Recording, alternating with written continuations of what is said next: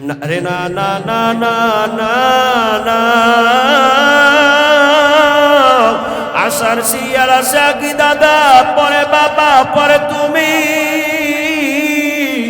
যাওয়ার কোন সিরিয়াল নাই। এমন তো হয় দাদার কাঁধে নাতির লাশ হয় কি হয় না, এমন তো হয় বাবার কাঁধে ছেলের লাশ। এই জন্য কবরের জন্য আমাদেরকে প্রস্তুতি নিতে হবে। কবরের কথা তোমার আমার স্মরণ রাখতে হবে। কবরের কথা স্মরণ রাখার জন্য আল্লাহ ওয়ালাদের সাথে সম্পর্ক রাখতে হবে। ওরে মানুষ জানো জানো জানো নি, আল্লাহ ওয়ালাদের সাথে সম্পর্ক রাখলে ফায়দা কি? বাদশাহ হারুনুর রশিদ, তার জামানায় একটা পাগল ছিল, নাম হলো বাকলুল পাগল। সারাদিন কবরের পাশে থাকতো, কবরের পাশে ঘুমাইতো, কবরের সাথে মাঝে মধ্যে কথা বলতো। যে যেত তাকে পাগল বলে সম্বোধন করতো। একদিন বাদশাহ হারুনুর রশিদ বাকলুলের পাশ দিয়ে যাইতেছিল। এবার বাকলুল দেখা ডাক দিয়ে বলে, ওরে পাগল। এবার বাদশাহ হারুনুর রশিদ রাগান্বিত হয়ে গেল। ভাই তুমি হলা পাগল, তোমার জামা ঠিক নাই, তোমার পোশাকের ঠিক নাই, তোমার বেশের ঠিক নাই, তুমি খাও না, ঘুমাও না, মানুষের সাথে কথা বলো না, কবরের পাশে থাকো, কবরের পাশেও ঘুমাও, কবরের সাথে কথা বলো। তুমি বলছো আমাকে পাগল, আসলে আমি পাগল না, পাগল তুমি। বাকলুল এবার বাদশাকে ডাক দেয়া বলো, বাদশাহ দুনিয়ার চোখে তাকাইলে আমাকে পাগল মনে হবে, কেননা আমার কোনো কিছু তোমাদের সাথে মিল নাই, কিন্তু অন্তরের চোখ দিয়ে একবার তাকাও, আমি পাগল না, পাগল তোমরা। বাদশাহ হারুনুর রশিদ ডাক দিয়া বলে, ওরে ভাই বুঝতে পারলাম না, একটু স্পষ্ট করে দাও।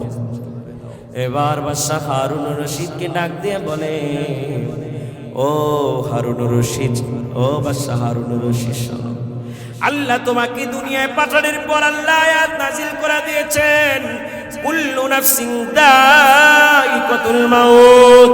এ দুনিয়ার মানুষ শুনে নাও, যতই বাহাদুরি করো না কেন, যতই টাকা পয়সা হোক না কেন, যতই ধনবল জনবল হোক না কেন, মরণের স্বাদ আস্বাদন করতে হবে। আমার আল্লাহ তাআলা বলতেছেন, ওয়ালিকুল্লি উম্মাতিন আজাল, ইযা জাআ আজালুহুম লা ইস্তাখিরুনা সাআতাও ওয়া লা ইস্তাকদিমুন। দুনিয়ার মানুষ শুনে নাও, প্রত্যেকটা মানুষের জন্য নির্ধারিত সময় রয়েছে। নির্ধারিত সময়টা যখন চলে আসবে, আজরাইল তোমার বাড়ির দরজায় চলে আসবে। এক সেকেন্ড আগেও তোমার জান কবজ করবে না, এক সেকেন্ড পরেও করবে না। আমার আল্লাহ তাআলা কোরআন শরীফের মধ্যে বলেন, কুল ইয়াতাওয়াফাকুম মালাকুল মাউতিল্লাযী উকিলা বিকুম সুম্মা ইলা রাব্বিকুম তুরজাউন। ও বাদশা শুনে নাও, দুনিয়ায় আমাকে আল্লাহ তাআলা পাঠানোর পর মরণের ঘন্টা বাজায় দিয়েছেন। ওরে বাকলুল শুনে নে, শুনে নে, দুনিয়াতে যাই কিছু করো না কেন, দুনিয়া তোমার আপন না। আপন হলো তোমার কবর, আপন হলো তোমার হাসর, আপন হলো তোমার জান্নাত। এই জন্য আমি দুনিয়াকে ভালোবাসি না, দুনিয়ার প্রতি আমার কোনো ভালোবাসা নেই। কবরের প্রতি আমার ভালোবাসা, কবরের সাথে যদি সম্পর্ক ভালো হয়, মরার পর কবর আমার সাথে ভালো আচরণ করবে। আর যদি কবরের সাথে আমার সম্পর্কটা খারাপ হয়ে যায়, বিশ্ব নবী বলতেছেন মাটি এমন জোরে চাপ দিবে, এক পাজরের হাড় আর এক পাজরের মধ্যে ঢুকে যাবে। ওরে বাদশা, তুমি এরপরও জানার পরও তুমি জানো তোমার রাজপ্রাসাদ তোমার আপন না, তোমার সন্তান তোমার আপন না, তোমার স্ত্রী তোমার আপন না, তোমার ধনবল জনবল কোনো কিছুই তোমার আপন না। তারপর তুমি রাজপ্রাসাদ নিয়ে ব্যস্ত, ধনবল নিয়ে ব্যস্ত, তুমি জনবল নিয়ে ব্যস্ত, তুমি তোমার ক্ষমতা নিয়ে ব্যস্ত। অথচ আমাকে দেখো, আমি জানি এই দুনিয়া আমার আপন না, এই দুনিয়ার মানুষ আমার আপন না, এই দুনিয়ার সম্পদ আমার আপন না। এই জন্য আমি দুনিয়াকে ভুলে কবরের পাশে শুয়ে থাকি। এবার তুমি তোমার অন্তরের চোখ দিয়ে চিন্তা করে, অন্তরেরকে প্রশ্ন করে বলো, পাগল তুমি না পাগল আমি? এবার বাদশাহ হারুনুর রশিদ চোখের পানি ফালাইয়া বাকলুলকে ডাক দেয়া বলে, বাকলুল, এতদিন মনে করতাম পাগল তুমি, আসলে পাগল তুমি না, পাগল হলাম আমি তো মিথ্যা ভালোবাসায় পড়ে আখিরাতকে ভুলে গেছি, কবরকে ভুলে গেছি, হাসরকে ভুলে গেছি। বাকলুল তোমার আলোচনার দ্বারা আমি আমার কবরকে মনে আনছি, আমার কবরের কথা মনে পড়ে গেল। ওরে বাকলুল আমাকে আরো কিছু আলোচনা করো। বাকলুল বলছে আলোচনা করার মতো কোনো কিছুই নাই, একটাই আলোচনা, দুনিয়ায় থাকবো আল্লাহর কোনো কিছুর সাথে নাফরমানি করা যাবে না। আল্লাহ তাআলা তোমাকে যখন মায়ের গর্ভ থেকে দুনিয়ায় আসলো, তুমি দুনিয়ার কোনো খাবার খেতে পারবে না, তোমার এই বয়সটা আমি আল্লাহ দেই নাই। তখন তোমাকে আমি আল্লাহ তাআলা তোমার মায়ের গর্ভের থেকে বের করে তোমার মায়ের স্তনে তোমাকে আমি ভিন্ন ধরনের নিয়ামত দিয়েছি। আমি আল্লাহ তাআলা তোমাকে যখন আর একটু বড় হয়েছো, আমি আল্লাহ তাআলা তোমাকে আরো ভিন্ন ধরনের নিয়ামত দিয়েছি। আমি আল্লাহ তাআলা তোমাকে শীতের মৌসুমে ভিন্ন ধরনের নিয়ামত দেই, আমি আল্লাহ তাআলা গরমের মৌসুমে তোমাকে আমি আল্লাহ তাআলা ভিন্ন ধরনের নিয়ামত দেই। আমি আল্লাহ তাআলা, তুমি ছেলে মানুষ তোমাকে আমি আল্লাহ তাআলা ভিন্ন ধরনের নিয়ামত দেই, তুমি মেয়ে মানুষ তোমাকে আমি আল্লাহ তাআলা ভিন্ন ধরনের নিয়ামত দেই, তুমি যুবক তোমাকে আমি আল্লাহ তাআলা ভিন্ন ধরনের নিয়ামত দেই, তুমি বাবা হয়েছো তোমাকে আমি আল্লাহ তাআলা ভিন্ন ধরনের নিয়ামত দেই, তুমি দাদা হয়েছো আমি আল্লাহ তাআলা তোমাকে ভিন্ন ধরনের নিয়ামত দেই। এই যে নিয়ামত তোমাকে আমি আল্লাহ তাআলা দিচ্ছি, এই নিয়ামতের শুকরিয়া আদায় করার জন্য সাগরের পানি ব্যতীত যদি আমি আল্লাহ তাআলা আরো 7 গুণ পানি বৃদ্ধি করে দেই, আসমান জমিনের সমস্ত সমতল ভূমিগুলোকে তোমরা যদি কালি খাতা হিসাবে বানায় নাও, ওই কালি দিয়ে যদি আমার আল্লাহ তাআলার প্রশংসা লেখা শুরু করে দাও, সাগরের পানি শেষ হয়ে যাবে, জমিন শেষ হয়ে যাবে, গাছ নামের কলম শেষ হয়ে যাবে, আমি রবের প্রশংসা আদায় করে শেষ করতে পারবো না। আল্লাহ বলছে নিয়ামতের শুকর আদায় করলে নিয়ামত বাড়ায় দিবে। আল্লাহ তাআলা আবার বলতেছে বান্দারে, ওয়ালাউ আন্নামা ফিল আরদি মিন শাজারাতিন আকলাম ওয়াল বাহরু ইয়ামুদ্দু, আমি আল্লাহ তাআলা তোমাদেরকে যদি এই যে দুনিয়ায় যত পানি দেখছো, এই পানি বাদ দিয়ে যদি আরো 7 গুণ পানি, পানি কি কম? কয় ভাগ পানি আর কয় ভাগ জমিন? 3 ভাগ পানি আর 1 ভাগ কি জমিন। এই পানি বাদ দিয়ে আল্লাহ বলছে আরো 7 গুণ বাড়ায় দিব, কিয়ামত পর্যন্ত হায়াত দিব। আদম আলা নবীনা আলাইহিস সালাতু ওয়াস সালাম থেকে আখিরি নবী বিশ্ব নবী হযরত মুহাম্মদুর রাসূলুল্লাহ সাল্লাল্লাহু আলাইহি সাল্লাম পর্যন্ত প্রত্যেক আম্বিয়ায়ে কেরাম, আউলিয়ায়ে কেরাম, সাহাবায়ে কেরাম, তাবিঈন, তাবিঈন, আইম্মায়ে মুতাকদ্দিমিন, মুতাআখিরিন, সালফে সালিহিন, বুজুর্গানে দ্বীন, तमाम দুনিয়ার মানুষ সকলে একত্র হইয়া কিয়ামত পর্যন্ত যদি হায়াত নিয়া সাগরের পানিগুলোকে কালি বানায়া, জমিনটাকে যদি খাতা বানায়া, গাছগুলোকে যদি কলম বানায়া, আমার আল্লাহ তাআলা যে তোমাকে আমাকে এত নিয়ামত দিচ্ছে, সমস্ত নিয়ামতগুলো নেওয়া লাগবে না, ছোট থেকে ছোট একটা নিয়ামতের যদি শুকরিয়া আদায় করা শুরু করো, আমার আল্লাহ বলবে কালি শেষ হয়ে যাবে, খাতা শেষ হয়ে যাবে, কলম শেষ হয়ে যাবে, আমার রবের প্রশংসা আদায় করে শেষ করতে পারবো না। সাহাবায়ে কেরাম বলতেছে ইয়া রাসূলুল্লাহ, আল্লাহ বলছে লা ইন শাকারতুম লা আযীদান্নাকুম ওয়া লা ইন কাফারতুম ইন্না আযাবি লাশাদীদ। বান্দারে নিয়ামতের শুকর আদায় করবি, নিয়ামত বাড়ায় দিব, নিয়ামতের শুকর আদায় করবি না, নিয়ামত ছিনে নিয়ে গজবে তোদেরকে পাকড়াও করে ফেলবে। আবার আল্লাহ বলতেছে সাগরের পানিগুলো দিয়েও যদি কলম বানাই, জমিনটাকে যদি খাতা বানাই, গাছগুলোকে দিয়ে যদি কলম বানাই, শুকরিয়া আদায় করে শেষ করতে পারবা না। আমার আল্লাহ বলছে শুকরিয়া আদায় করতে হবে, আল্লাহ বলছে শুকরিয়া আদায় করতে পারবো না, করবোটা কি? আল্লাহরই আদেশ। আবার আল্লাহই বলছে যে তোমরা পারবা না।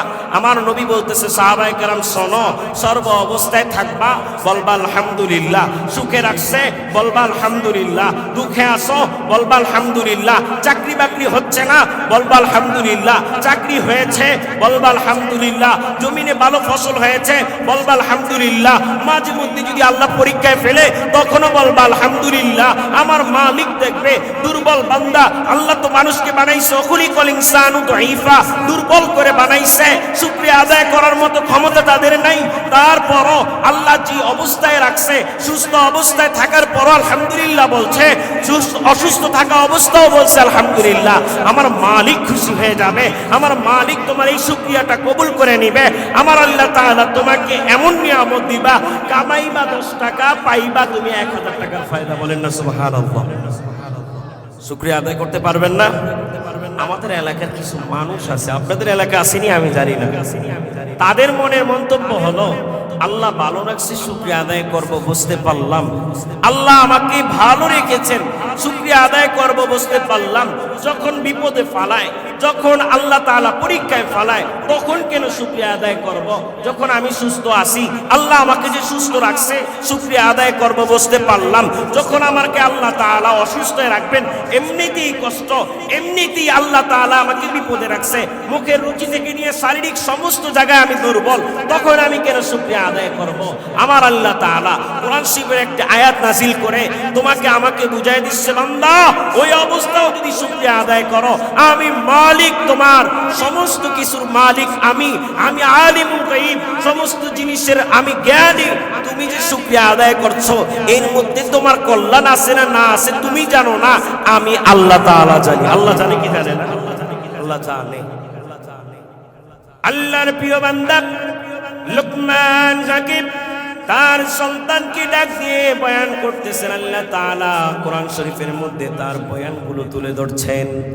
লুকমান হাকিম কোন নবী ছিল না, আল্লাহর প্রিয় বান্দা ছিল। আল্লাহ তাআলা তার প্রিয় বান্দাকে এমন ভাবে কবুল করেছেন, 21 নম্বর পারার তার নাম দিয়ে একটি সূরা নাযিল করেছেন, সূরার নাম সূরাতুল লুকমান। নাম কি? সূরাতুল লুকমান। আমরা অনেকেই তার নাম শুনেছি না? অনেক ওয়াজে আমরা গিয়ে শুনছি না? লুকমান হাকিম তার সন্তানকে বলতেছে, সন্তান শোনো, ইয়া বুনাইয়া আকিমিস সালাতা ওয়া'মুর বিল মা'রুফ ওয়ানহা আনিল মুনকারি ওয়াসবির আলা মা আসাবাক ইন্না যালিকা মিন আজমিল উমুর। হে সন্তান, হে বাচ্চা, তুমি শুনে নাও, ইয়া বুনাইয়া, হে সন্তান শুনে নাও, আকিমিস সালাত, নামাজ কায়েম করো। কি করতে বলছেন? আকিমিস সালাত, নামাজ কায়েম করো। সমাজে সর্বস্তরে মানুষের কাছে নামাজ কায়েম করতে হবে। তোমার ঘরে যেমনি ভাবে নামাজ কায়েম করেছো, তোমার মসজিদে যেমনি ভাবে নামাজ কায়েম করেছো, তেমনি ভাবে তোমার সমাজের মধ্য থেকে শুরু করে আন্তর্জাতিক রাষ্ট্রের মধ্যেও তোমাকে নামাজ কায়েম করতে হবে। আমার আল্লাহ তাআলা লুকমান হাকিমের আলোচনাকে আল্লাহ তাআলা কোরআন শরীফের মধ্যে তুলে ধরে দুনিয়ার মানুষকে ডাক দিয়ে বলতেছে, আকিমিস সালাত, দুনিয়ার মানুষ শুনে নাও, নামাজ কায়েম করবা। নামাজ কায়েম করার পর তোমার দ্বিতীয় নাম্বার তোমার কাম হলো ওয়া'মুর বিল মা'রুফ, তোমাকে আল্লাহ তাআলার সৎ কাজে আদেশ দিতে হবে। তুমি নামাজ পড়ো, এটার আদেশ দিবা। তুমি রোজা রাখো, এইটার আদেশ দিবা। তুমি কুরবানি করো, এইটার আদেশ দিবা। তুমি যাকাত দাও, এইটার আদেশ দিবা।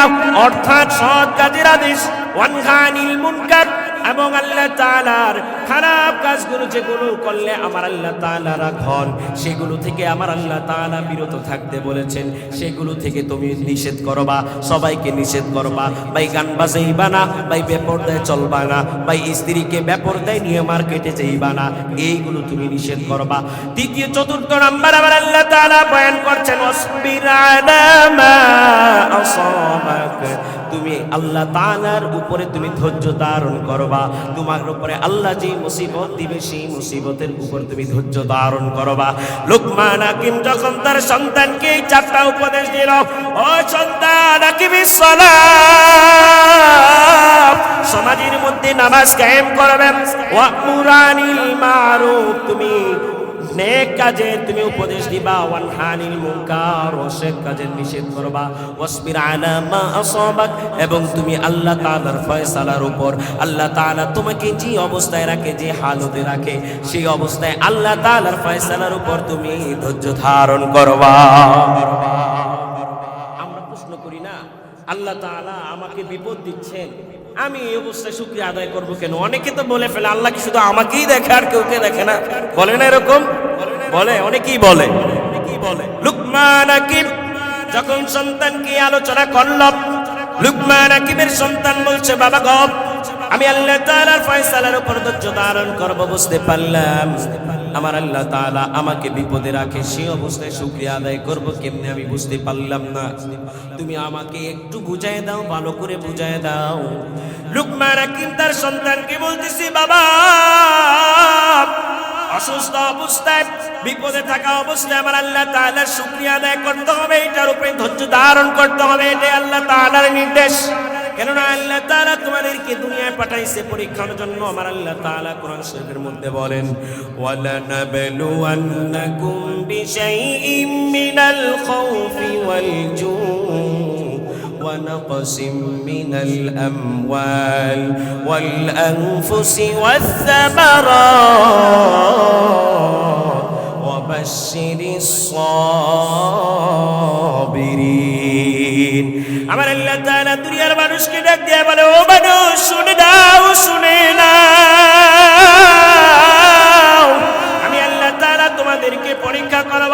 ওয়ালানাবলুওয়ান্নাকুম, আমি আল্লাহ তাআলা তোমাদেরকে পরীক্ষা করব বিশাইইম মিনাল খাউফ, আমি আল্লাহ তাআলা তোমাকে ভয়ের মাধ্যমে পরীক্ষা করব। রমজান মাস তোমাদের কাছ থেকে বিদায় নিয়ে চলে গেছে। রমজান মাস বিকালের সময় তীব্র রোদের কারণে তোমার কলিজাটা শুকায় রইছে, তোমার ফ্রিজের মধ্যে ঠান্ডা পানি আছে, তোমার ফ্রিজের মধ্যে এত সুন্দর সুন্দর ফল, তোমার পকেটে টাকা আছে, দোকানে মাল ঝুলানো আছে, তুমি কেন খাচ্ছ না? তুমি জানো আমার মালিক আমাকে হুকুম করছে এই দিনের বেলা খাওয়া যাবে না, একটা মাস আমাকে দিনের বেলা খাওয়া থেকে নিষেধ করেছেন, তুমি আল্লাহ তাআলার ভয়ের মাধ্যমে তুমি খাচ্ছ না। আমার মালিক বলছে তোমাকে আমি ভয়ের মাধ্যমে পরীক্ষা দিব। তোমার সামনে গুনার কাজ চলে আসছে, তুমি মালিককে ভয় করে বলবা, মালিক রে, তোমাকে দেখি নাই, তোমার জাহান্নাম দেখি নাই, তোমার নবীকে দেখি নাই, তোমার সাহাবায়ে কেরামদেরকে দেখি নাই। কোরআন থেকে অনেক আলোচনা করে জাহান্নামের ভয়াবহ আতা নিয়ে আলোচনা করে। এই ভয়ের কারণে আমি কোনো গুনার কাজ করতে পারি না রে মালিক। অন্ধকার যখন হয়ে যায়, দুনিয়ার কোনো মানুষ না দেখলে তুমি দেখো, এই কথা মনে করে আমি কোনো গুনার কাজ করতে পারি না। এই যে আল্লাহ তাআলার ভয়ের কারণে গুনাহ থেকে বিরত থাকছো, আমার মালিক তোমাদেরকে ডাক দিয়ে বলতেছে, ওয়ালানাবলুওয়ান্নাকুম, বান্দারে আমি আল্লাহ তাআলা অবশ্যই তোদেরকে পরীক্ষা করব, বিশাইইম মিনাল খাউফি, তোদের ভয়ের মাধ্যমে পরীক্ষা করব, ওয়াল জু, তোদেরকে আমি ক্ষুধার তোদেরকে পরীক্ষা করব। রমজান মাস, আমার নবী বলেন, যে রমজান মাস পায়া নিজের জীবনের গুনাহ না মাফ করাইতে না পারবে সে ধ্বংস হোক। তুমি যে রমজান মাস ক্ষুধার্ত অবস্থায় ছিলা, আমার মালিক তোদেরকে বলছে, দুনিয়ার মানুষ শোনে নে, তোদেরকে আমি ক্ষুধায় রেখে পরীক্ষা নিব। বিশাইইম মিনাল খাউফি ওয়াল জু'i ওয়া নাকসিম মিনাল আমওয়ালি ওয়াল আনফুসি ওয়াস সামারাত। দুনিয়ার মানুষ শুনে না, আমি আল্লাহ তাআলা তোদের জীবনের মধ্যে, তোদের হায়াতের মধ্যে, তোদের ফসল হায়াতের মধ্যে, তোদের রিজিকের মধ্যে সংকীর্ণতা দিয়ে আমি আল্লাহ তাআলা তোদেরকে পরীক্ষা করব। আমার আল্লাহ তাআলা বলতেছে, এই পরীক্ষাগুলো যখন দিতে পারবি, ধৈর্যের সাথে যখন এই পরীক্ষাগুলো দিতে পারবি, আল্লাহ তাআলা কোরআন শরীফের শেষে আয়াতে বলে দিচ্ছেন, ওয়াবাশশিরিস সাবিরিন। আল্লাহ তাআলা বলতেছেন, ওয়াবাশশিরিস সাবিরিন, তোরা যারা ধৈর্য ধারণ করেছো, সবর ধারণ করেছো, আমি আল্লাহ তাআলা তোদের জন্য সুসংবাদ রেখে দিয়েছি। তাফসীরে জালালাইনের মধ্যে বলেন, ওয়াবাশশিরিস সাবিরিনাল জান্নাহ, তোদেরকে আমি কিসের সুসংবাদ দিচ্ছি জানো নি? তোদেরকে আমি জান্নাতের সুসংবাদ দিচ্ছি। লুকমান হাকিম তার সন্তানকে ডাক দিয়ে বলে, বাবা রে, দুনিয়ায় সমস্ত মানুষগুলো এক হালতে থাকবে না, কিছু সময় তিনি সুস্থ থাকবে, কিছু সময় তিনি অসুস্থ থাকবে, কিছু সময় তার রিজিকটা প্রশস্ত থাকবে, কিন্তু কিছু সময় আমার মালিক পরীক্ষা করার জন্য তার অবস্থানটাকে পরিবর্তন করে দিবে।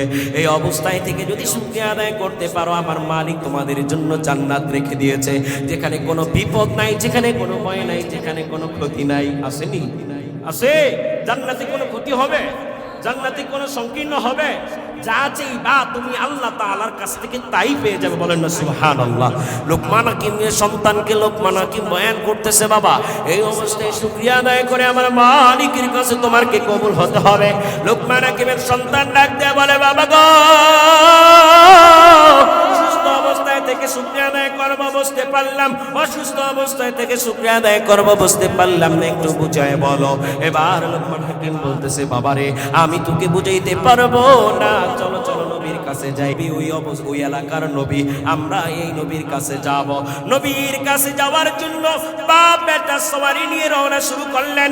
যেতে যেতে কিছুক্ষণ যাওয়ার পর লুকমান হাকিমের সন্তান মরুভূমির মধ্যে লাফালাফি করে হাঁটার কারণে একটা মরা পশুর হাড় দিয়ে তার পায়ের মধ্যে এমন জোরে আঘাত খাইছে, পায়ের পাতার মধ্য দিয়ে হাড়টা ঢুকে উপর দিয়ে বের হয়ে গেছে। রক্তে পুরা মরুভূমির বালু চুবা চুবা হয়ে গেল। চোখের পানিটা সারে দিয়া বাবাকে ডাক দিয়ে বলে, বাবা তুমি তো বলেছ শুকরিয়া আদায় করার জন্য, দেখো মালিক আমাকে পরীক্ষায় ফেলছে। আমি তো নবীর কাছে যেতে চাইছিলাম, মালিক আমাকে পরীক্ষায় ফেলছে, আমি হাঁটতে পারছি না। হাতটা পায়ের পাতা দিয়ে লোকে উপর দিয়ে বের হয়ে গেল। লুকমান হাকিম তৎক্ষণাৎ সফরকে এখানে ক্ষান্ত করে তাঁবু টানায় রাত্রে যাপন করার জন্য থাকতে শুরু করলো। এবার সন্তানের একটা দিন না যেতে পাওটা পছন্দ ধরে গেল। এমন করে কিছুদিন চলে গেল, সন্তান সুস্থ হচ্ছে না। বাবা এবার অনেক চিকিৎসা করার পর যখন সন্তানের কোনো ভালো দিকটা পাচ্ছে না, তখন বাবা এবার আল্লাহ তাআলার কুদরতি পায়ে সেজদায় পড়ে গেল। ও মালিক,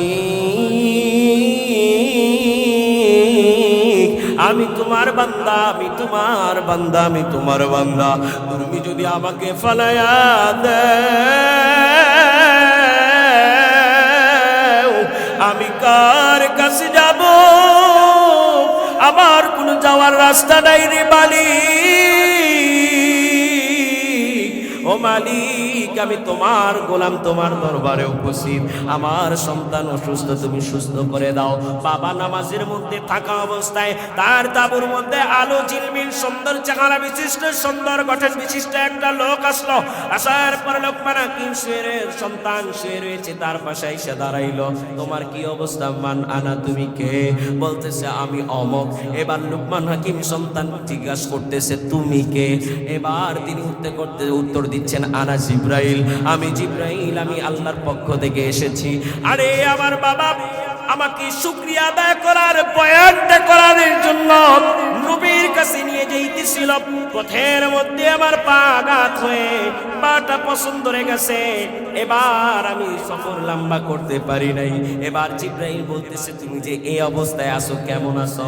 লোকমান হাকিমের সন্তান চোখের পানি ফালায়া বলতেছে ভাই জিব্রাইল, আমি খুব ভালো আছি, আল্লাহ আমাকে যে অবস্থায় রাখছে আমাকে ভালো রেখেছে।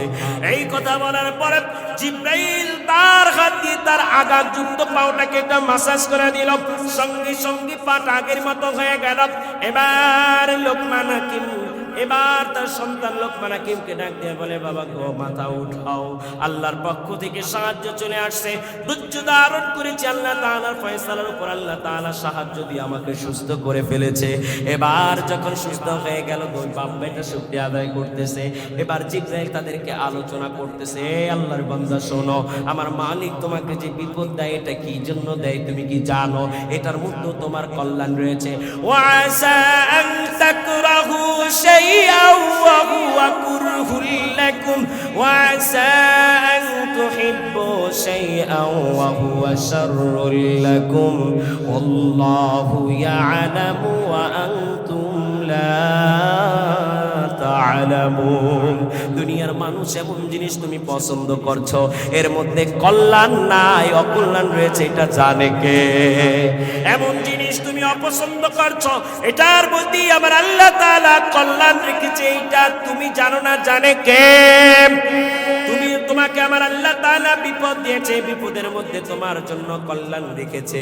এবার লোকমান হাকিমের সন্তানকে জিব্রাইল আলোচনা করতেছে, ভাই এই শোনো শোনো বৎস শোনো, তোমাকে যদি আমার আল্লাহ তাআলা এই ছোট ধরনের বিপদ না দিত, তুমি আর তোমার বাবা যদি সফর লম্বা করতে করতে ওই নবীর উম্মতের মধ্যে অন্তর্ভুক্ত হয়ে যাইতা, তাহলে আমার আল্লাহ তাআলা ওই নবীর উম্মতের মধ্যে যারা রয়েছে তারা নবীর অবাধ্যতা করার কারণে আমার আল্লাহ তাআলা পাথরের বৃষ্টি বর্ষণ করে তাদেরকে ধ্বংস করে ফেলেছে।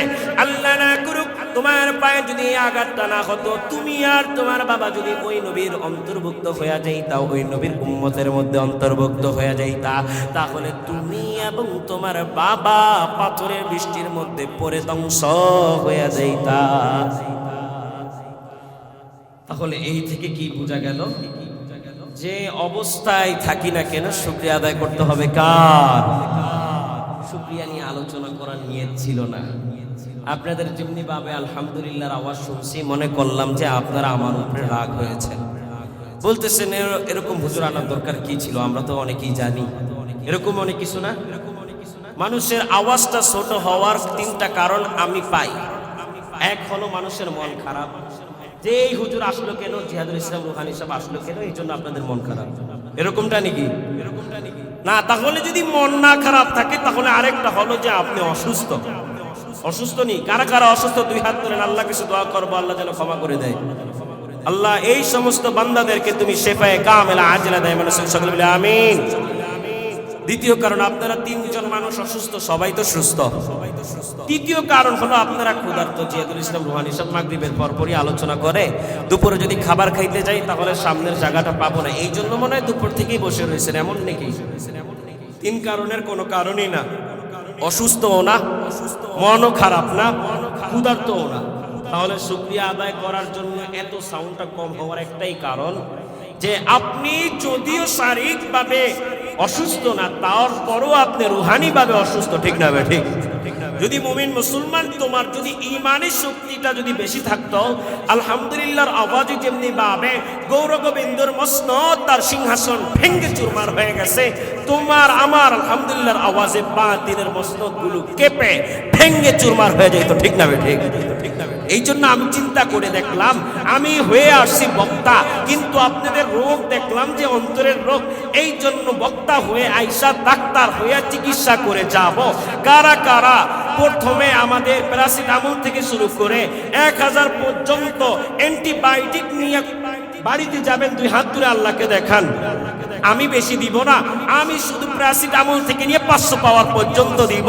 প্রধান বক্তা অ্যান্টিবায়োটিক দিবে, তারপর আপনাদেরকে আগামী কবর পর্যন্ত যাওয়া পর্যন্ত দ্বিতীয় দিন যারা বক্তা রয়েছেন তারা আপনাদেরকে প্রেসক্রিপশন দিয়ে দিবে, সকালবেলা এই ওষুধ খাইবা, দুপুরবেলা এই ওষুধ খাইবা, আসরের সময় এই ওষুধ খাইবা, মাগরিবের সময় এই ওষুধ খাইবা। এমন করে যদি খাও মরার পরে জান্নাত, আর যদি এই ওষুধ না খাও মরার পরে জাহান্নাম। জান্নাতি প্রেসক্রিপশন নিয়া, এই প্রেসক্রিপশন নিয়া বাড়িতে কারা কারা যেতে চান? দুই হাত তুলে আল্লাহকে দেখান। আল্লাহ আমাদেরকে জান্নাতি মানুষ হিসাবে কবুল করে, সকলে বলে আমিন। এই জন্য শুকরিয়া আদায় করতে পারবেন তো? এই যে কোরআন, এই কোরআন যে অবস্থায় ছিল, যার সাথে লাগছে তাকে সম্মান বানায় দিছে, বাড়াই দিছে না?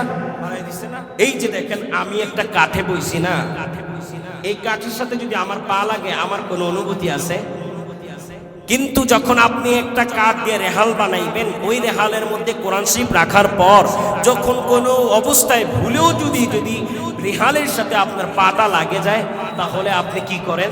চুমা দেন, বুকের সাথে লাগান, মাপ চান, আল্লাহ আমি ভুলে লাগাই ফেলছি, এরকম না? তাহলে কোরআন শরীফের কারণে কাঠের দাম বাড়ায় দিছে। আমি আপনি লন্ডন বয় বলেন, অনেক অনেক দামিও কাপড় দিয়ে আমরা জামা বানাই, জামাগুলোরে আমরা দরকার পড়লে পারাই না? ধুইতে গেলে যখন বাড়ি পোশাক ধুইতে হাত দিয়ে পারি না, পারাই না? কিন্তু আপনি আমি যখন কোরআন শরীফকে ডাকার জন্য 20 টাকার একটা কাপড়ের গিলাপ দিয়ে কোরআন শরীফে লাগাইলাম, আপনি লাখ টাকার কাপড় পারাইতে পারবেন, কিন্তু কোরআন শরীফের গিলাপটা আপনি পারাইতে পারবেন? তাহলে বোঝা গেল, কোরআন শরীফের যদি কাঠ লাগে কাঠ দামি হয়ে যায়, কোরআন শরীফের সাথে যদি গিলাপ লাগে গিলাপটাও দামি হয়ে যায়। আজকে তুমি আমি এখানে এসেছো, তোমার আমার মধ্যেও যদি কোরআন শরীফ লাগে, আল্লাহ তাআলা তোমাকে আমাকেও দামি বানায় দিবে। বলেন না সুবহানাল্লাহ? কারা কারা দামি হতে চান? দুই হাত তুলে আল্লাহকে দেখান। লিল্লাহি তাকবীর। হাত নামান। ভাইরে, যেই যুগে যে অবস্থায় যার সাথে কোরআন লেগেছে, তিনিই দামি হয়ে গেছে। সমস্ত বিশ্বের মানুষের মধ্যে ওলামায়ে কেরাম শ্রেষ্ঠ, কেননা ওলামায়ে কেরাম কোরআনের ইলম বুকে বেশি ধারণ করেছে। সমস্ত ওলামায়ে কেরামের চাইতে 4 ইমাম শ্রেষ্ঠ, কেননা সমস্ত ওলামায়ে কেরামের চাইতে 4 ইমামের বুকে কোরআনের ইলম বেশি। 4 ইমামের চাইতে 1 ইমাম শ্রেষ্ঠ, 4 ইমামের চাইতে 1 ইমাম কোরআনের ইলম বেশি বুকে ধারণ করেছে। সমস্ত ইমামগণের চাইতে আম্বিয়া তাবিঈনগণ শ্রেষ্ঠ, তাবিঈনগণ থেকে সাহাবায়ে কেরাম শ্রেষ্ঠ, সাহাবায়ে কেরামের মধ্য থেকে 3500 জন শ্রেষ্ঠ, 3500 জনের মধ্য থেকে 1400 জন শ্রেষ্ঠ, 1400 জন থেকে আশরায়ে মুবাশশারা 10 জন শ্রেষ্ঠ, 10 জনের মধ্য থেকে 4 জন শ্রেষ্ঠ, 4 জনের মধ্য থেকে 1 জন শ্রেষ্ঠ। সকল নবীরা শ্রেষ্ঠ, সকল নবীদের চাইতে 3500 জন শ্রেষ্ঠ, 3500 জনের মধ্য থেকে 1400 জন শ্রেষ্ঠ, 1400 জনের থেকে 104 জন শ্রেষ্ঠ, 104 জনের মধ্য থেকে জলিলুল কদর 14 জন শ্রেষ্ঠ, 14 জনের মধ্য থেকে 1 জন শ্রেষ্ঠ। তিনি আমার নবী, তোমার নবী, সাইয়্যিদুল মুরসালিন, খাতামুন নবিয়্যিন, সাইয়্যিদুস সাকালাইন, ইমামে আযম, রাসূল আকরাম, নবিয়ুনা আরব ওয়াল আজম, শেষ নবী, বিশ্ব নবী হযরত মুহাম্মদুর রাসূলুল্লাহ সাল্লাল্লাহু আলাইহি ওয়াসাল্লাম। বলেন সুবহানাল্লাহ। তাহলে বুঝলাম কোরআন শরীফ যার সাথেই লাগছে তিনি দামি হয়ে গেছে। দামি হইছে না? আপনারা আপনাদের সাথে কোরআন শরীফ লাগাইতে চান? অনেকের মনে অনেক দুঃখ, হায় রে আমি কোরআন শরীফ পড়তে পারলাম না। বড় হুজুর তো কতই দাওয়াত দিয়েছিল, স্কুলে যা ভালো কথা, কিন্তু মক্তবে পড়। আমরা পড়ি নাই। অনেকে আছেন না, বড় হুজুর পাশে বসে রয়েছে, অনেককে দাওয়াত দেয় নাই, দিছি কিনা? দিছে, কিন্তু আমরা শুনি নাই। এখন আমরা কোরআন শরীফ পড়তে জানি না। মনের মধ্যে একটা দুঃখ না? আমার আল্লাহ তাআলা তোমার আমার দুঃখটাকে আল্লাহ তাআলা আলোচনা করছেন। ইল্লা মান তাব, দুনিয়ার মানুষ শুনে নাও, ইল্লা মান তাবা ওয়া আমানা ওয়া আমিলা আমালান সালিহান ফাউলাইকা ইউবাদদিলুল্লাহ সাইয়্যাতিহিম হাসানাত ওয়া কানাল্লাহু গফুরুর রহিমা। বান্দা তুমি নাফরমানি করছো, বান্দা তুমি না বুঝে আমার আল্লাহ তাআলার সাথে নাফরমানি করে ফেলছো। তোমাকে আমার আল্লাহ তাআলা দ্বীনের শিক্ষা করা তোমার উপর ফরজ করেছেন, তুমি শিখো নাই। তুমি আল্লাহ তাআলার পর্দার বিধানকে লঙ্ঘন করে ফেলেছো, আল্লাহ তাআলার ফরজ বিধানের সাথে তুমি নাফরমানি করছো। নাফরমানি করার পর যখন তুমি অনুতপ্ত হইবা, তোমার ভিতরে বুঝ ফিরে আসবে। বুঝ ফিরে আসার পর যখন ইল্লা মান তাব, যখন তুমি তওবা করবা, মালিক না বুঝে নাফরমানি করে ফেললাম, হে মালিক। ফজরের সময় মুয়াজ্জিন ডাক দিয়ে বলছে, সালাতু খায়রুম মিনান নাওম। ও বান্দা শুনে নাও, ঘুম থেকে নামাজ উত্তম। আমার কানে মুয়াজ্জিনের আজানের আওয়াজ আসার পরও আমি আল্লাহ তোমার ডাকে সাড়া দেই নেই। তুমি আল্লাহ তাআলা আমার উপরে রাখে আমাকে গজব দিয়ে ধ্বংস করে দাও নাই। আমাকে যুহরের সময় আবার ডাকছো, আমি আল্লাহ তাআলা তোমার ডাকে সাড়া দেই নাই। আসরের সময় আবার ডাকছো, আয় মানুষ আয়, কল্যাণের দিকে আয়, নামাজের দিকে আয়। আমি নাফরমানি করি, তোমার ডাকে সাড়া দেই নাই। মাগরিবের ডাকছে, এশারে ডাকছে, এমন করে একদিন আর 2 দিন না।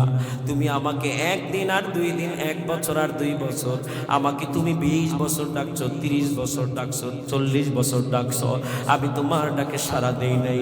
আজকে আমার জাহান্নামের ভয় অন্তরে ঢুকছে। আমার মালিক বলে, যখনই তোর মধ্যে অন্তরের মধ্যে ভয় ঢুকবে, জাহান্নামের ভয় ঢুকবে, তখন যদি তুই তওবা করো, ইল্লা মান তাবা, যদি তুমি তওবা করো, ওয়া আমানা, আল্লাহর উপরে ঈমান আনো, ওয়া আমিলা সালিহা, আমলে সালিহা করতে থাকো এবং এটার উপর অটল থাকবা। অনেকে তওবা করে না, সাময়িক পর্যায়ের জন্য তওবা করে, আল্লাহ আর করব না, এই যে বিপদটা দিছো আল্লাহ, আমি তোমার বান্দা, তোমার কাছে ফিরে আসলাম, আর নাফরমানি করব না, এরকম তওবা করে না। এই তওবা আল্লাহ তাআলা পছন্দ করেন না। তুমি যখন ইস্তেকামতের সাথে তওবা করবা, আল্লাহর উপরে ঈমান আনবা, নামাজি আল্লাহকে ডাক দিয়া বলবা ইয়াকা না'বুদু ওয়া ইয়াকা নাস্তাঈন। নামাজে আল্লাহর কাছে সাহায্য চাইছো, আল্লাহর ইবাদত করছো। নামাজের বাহিরে যখন চাকরিতে গেলা তখনও আমার আল্লাহকে রব হিসাবে মেনে নিবা। আমার আল্লাহ তাআলা কোরআন শরীফে অন্য আয়াতে বলেন ইন্নাল্লাযীনা ক্বালু রাব্বুনাল্লাহ থুম্মা ইসতাকামু তাতানাজ্জালু আলাইহিমুল মালায়েকা আল্লা তাখাফু ওয়া লা তাহজানু ওয়া আবশিরু বিল জান্নাহ ওয়া আবশিরু বিল জান্নাহ। বান্দা সর্বাবস্থায় আমাদের রবকে আল্লাহ, চাকরিতে আছি চাকরিতে লাভবান করনেওয়ালাকে আল্লাহ, জমিনে ফসল বুনেছি ফসলের মধ্যে লাভবান করনেওয়ালাকে আল্লাহ, দোকান দিয়েছি দোকানে ব্যবসায় লাভবান করনেওয়ালাকে আল্লাহ, আমার সন্তান নেই সন্তান দেনেওয়ালাকে আল্লাহ, আমি পরীক্ষায় পাস করছি না পরীক্ষায় পাস করনেওয়ালাকে আল্লাহ। সর্বাবস্থায় যখন তুমি আল্লাহকে আল্লাহ হিসাবে মেনে নিবা, নামাজেও আল্লাহ তোমার রব, সংসদেও আল্লাহ তোমার রব, ঠিক না? এখন তো আমরা নামাজের মধ্যে বলি ইয়াকা না'বুদু ওয়া ইয়াকা নাস্তাঈন, মালিক আমরা তোমার ইবাদত করছি, তোমার কাছে সাহায্য প্রার্থনা করি। যখন নির্বাচনের সময় আসে, তুমি চেয়ারম্যান প্রার্থী হবা, তুমি মেয়রের কাছে যাইয়া পায়ের সামনে বসে রইছো, যা বলতেছে কি রে কি চাও? ভাই আপনি যদি একটু রহম করেন, আমার দিকে যদি একটু দৃষ্টি দেন, আমার দিকে একটু খেয়াল রাখেন, তাহলে কিন্তু আমি চেয়ারম্যান হয়ে যাই। তাহলে বোঝা গেছে ক্ষমতায় বসানে ওয়ালা কে? মেয়র। এটা বোঝা যায় না? তাহলে তুমি নামাজের মধ্যে বলছো মালিক আমি তোমার গোলাম, আমি তোমার ইবাদত করি, তোমার কাছে সাহায্য চাই, কিন্তু নামাজের বাহিরেই তুমি আল্লাহর কাছে সাহায্য না চাইছো কার কাছে? মেয়রের কাছে। এই জন্য আল্লাহ বলছে বান্দা সর্ব অবস্থায় যখন আমার ফয়সালার উপরে অটল থাকবা, ইল্লা মান তাবা, তওবা করবা, ওয়া আমানা, ঈমান আনবা, ওয়া আমিলা সলিহা, নেক আমল করতে থাকবা কয়দিন? মৃত্যুর আগ পর্যন্ত। ফায়দা কি হবে? পূর্বে যেই গুনাহগুলো রেখে আসছো, যেই নাফরমানিগুলো করে আসছো, যদি তওবার উপরে, ঈমানের উপরে, নেক আমলের উপর অটল থাকতে পারো, আমার আল্লাহ বলছি ফাউলাইকা ইউবাদদিলুল্লাহ, বান্দারে আমি আল্লাহ তাআলা পরিবর্তন করে দিব সাইয়্যাতিহিম, তোমাদের গুনাহগুলোকে হাসানাত, ওয়া কানাল্লাহু গফুরুর রহিমা। ও বান্দা যদি তওবা করো, ঈমান আনো, নেক আমল করতে থাকো, আমি মাওলা তোমার পূর্বের যেই গুনাহগুলো রেখে আসছো, পরের যেই গুনাহগুলো রেখে আসছো, আমি আল্লাহ তাআলা এগুলোকে আমলে পরিবর্তন করে দিব। নিশ্চয়ই আমি আল্লাহ তাআলা গফুর এবং রহিম। বলেন সুবহানাল্লাহ। আমরা গুনাহ করছি না? আমাদের উপর আল্লাহ তাআলা দ্বীন ইলম শিক্ষা করা ফরজ ছিল কি ছিল না? দুনিয়ায় চলতে যেটুকু ইলম দরকার, নামাজ পড়া যেমন ফরজ, নামাজের ইলম শিখাও আমার জন্য কি ফরজ। আমাকে রোজা রাখা যেমন ফরজ, রোজার বিধানগুলো জানাও ফরজ। এখন আমরা নামাজ পড়া ফরজ মনে করি। নামাজ কখন ভাঙবে, কখন ওয়াজিব, কখন সুন্নত, কখন মুস্তাহাব, নামাজে কোন কাজটা ফরজ, কোন কাজটা ওয়াজিব, এটা কি আমরা সবাই জানি? এখানে যদি আমি বলি যে কে কে জানেন, হয়তো বা এক দুই জনের হাত উঠবে, আর কেউ উঠবে না। তাহলে আমরা নাফরমানি করছি না? আল্লাহর কাছে যদি তওবা করো এবং আল্লাহ তাআলাকে বলো আল্লাহ নাফরমানি করছি, বুঝি নাই, ভুল করেছি, তওবা করলাম, তোমার উপর ঈমান আনলাম এবং আমলে সালিহ মৃত্যুর পর্যন্ত করতে থাকলাম, ফায়দা কি হবে? মালিক বলছে ফাউলাইকা ইউবাদদিলুল্লাহ, আমি আল্লাহ তাআলা তোর আমলগুলোকে পরিবর্তন করে দিব। কোন আমল? বদ আমলগুলোকে পরিবর্তন করে দিব, তোর খারাপ আমলগুলোকে পরিবর্তন করে দিব নেকির মাধ্যমে। আমি আল্লাহ তাআলা তোকে মাফ করে দিব, ক্ষমা করে দিব। বলেন না সুবহানাল্লাহ। এখন তোমাকে আমাকে কবরের চিন্তা আনার জন্য মরতে হবে, কিন চিন্তা তোমার মনের ভিতরে জাগানোর জন্য তোমাকে আল্লাহ ওয়ালাদের সোহবতে যেতে হবে, মাহফিলে আসতে হবে, বড় হুজুরের সোহবতে যেতে হবে, বড় হুজুরের সাথে একা একা বসে বলতে হবে হুজুর গো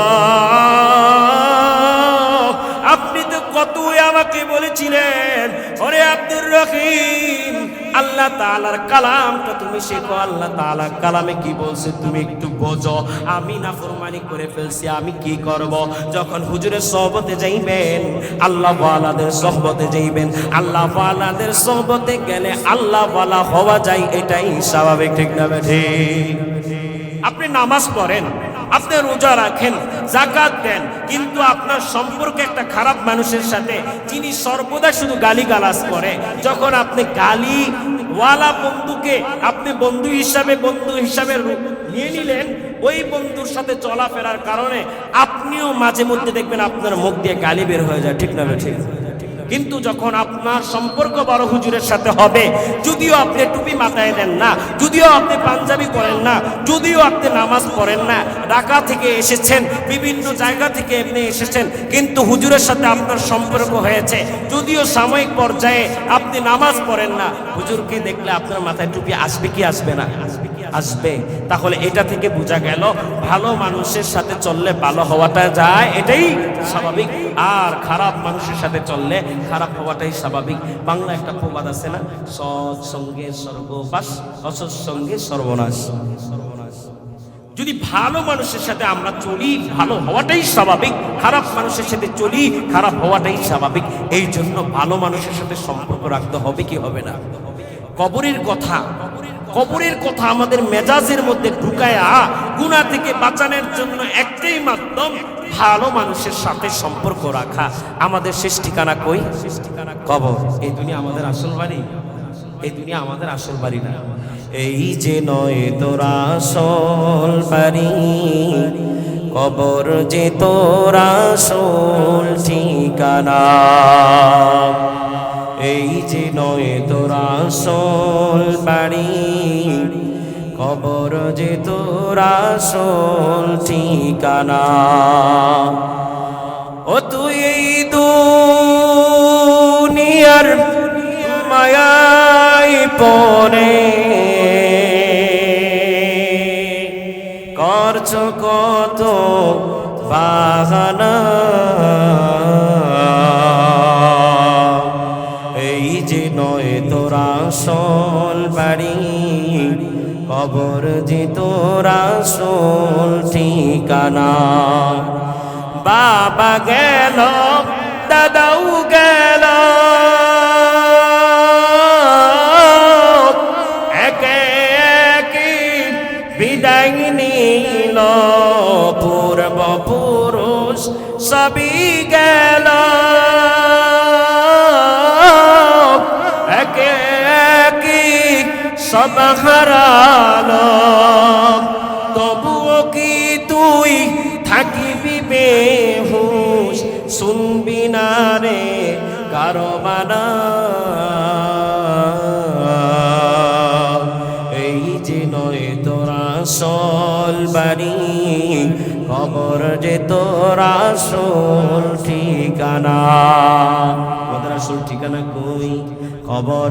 ওই কবরে তোমাকে আমাকে যেতে হবে কি হবে না?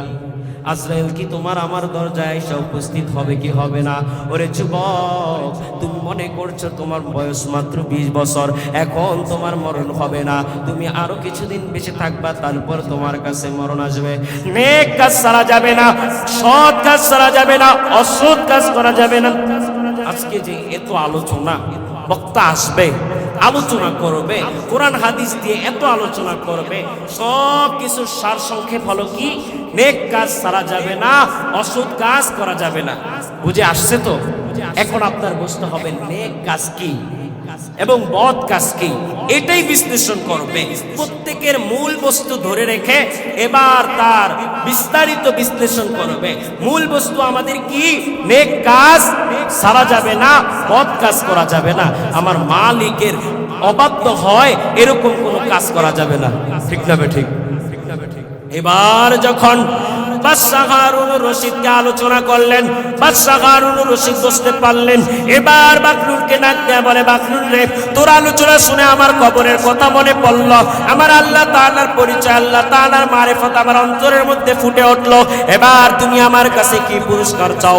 আজকে তুমি আমার কাছে যাই চাইবা আমি তাই দিয়ে দিব, যাই চাইবা তাই দিয়ে দিব, যাই চাইবা তাই দিয়ে দিব। এবার বাকলুল ডাক দিয়া বলে, ওরে দুনিয়ার মানুষ শুনে নাও, আমি দুনিয়াকে ভালোবাসি না, দুনিয়ার কোনো কিছু আমার প্রয়োজন নাই, এই জন্য দুনিয়ার কোনো কিছু আমার প্রয়োজন নাই। বাকলুলের এই কথা শুনে বাদশাহ হারুনুর রশিদ বলতেছে, ভাই বাকলুল, আজকে তুমি আমাকে মাহরুম করবা না, আজকে তুমি আমার কাছ থেকে কিছু না কিছু পুরস্কার উপহার গ্রহণ। এবার বাদশাহ হারুনুর রশিদ কথা শুনে বাকলুল ডাক দিয়া বলতেছে, রে ভাই, তোমার কাছে আমি তিনটা জিনিস চাইব, তিনটা জিনিস পারলে তুমি আমাকে দিবা। এক নাম্বার হলো, আমি দুনিয়ায় আসছি মানে আমার মরণ হবে, আমি জিয়ব। এক নাম্বার চাওয়া পাওয়া হলো আজরাইলের হাত থেকে তুমি আমাকে বাঁচায় দিবা। পারবো? এবার বাদশাহ হারুনুর রশিদ ডাক দিয়া বলে, ওরে বাকলুল, আজরাইল যখন যার সামনে চলে আসবে, আজরাইলের হাত থেকে কেউ বাঁচতে পারবে না, কেউ আজরাইলের হাত থেকে কাউকে বাঁচাইতে পারবে না। আমার যত ক্ষমতা হোক না কেন, আমার যত অর্থ হোক না কেন, যা কিছু হোক না কেন, আজরাইলের হাত থেকে তোমাকে আমি বাঁচাইতে পারবো না। এবার বাকলুল ডাক দিয়া বলে, তিনটা জিনিসের এক নম্বর জিনিসে তুমি ব্যর্থ হয়ে গেলা। দ্বিতীয় নম্বর চাওয়া পাওয়া হলো, মরণের পর আমার আত্মীয় স্বজন কেউ যাবে কবর খোদার জন্য, কেউ যাবে বাস কাটার জন্য, কেউ যাবে কাপড়ের সাদা কাপড় কেনার জন্য, কেউ যাবে মাইক অ্যালাউন্স করার জন্য, সবাই আমাকে কবরে দিয়ে দিবে। এদিকে আবার কবরের জন্য প্রস্তুতি নেওয়া শুরু হয়ে যাবে। মানুষগুলো আমাকে জনমের তরে গোসল দিয়া মসজিদের বারান্দায় নিয়ে আসবে, আমার জানাজার নামাজ শেষ করে কবরে নিয়ে আমাকে রেখে চলে আসবে। যে মানুষের জন্য এত খারাপ কাজ করলাম, যে মানুষের জন্য নামাজ সারলাম, ওই মানুষগুলো আমাকে পাড়ায়া পাড়ায়া কবরে রেখে আসবে। আরে আমার কবর এত অন্ধকার, ডানে মাটি বামে মাটি, নিচে মাটির সামিয়ানা, আরে কেউ নাই সেখানে অন্ধকার। ওরে বাদশাহ, আমার ভয় হয়, কবর আমার ভয় হয়। প্রশ্ন করবে আমাকে, তিনটা প্রশ্ন করবে, যদি উত্তর না দিতে পারি আমার জন্য জাহান্নাম প্রস্তুত হয়ে যাবে। মাইকটা ঠিক করে, মাইকম্যান কই? সবাই জিকির করি, লা ইলাহা ইল্লাল্লাহ, জোরে লা ইলাহা।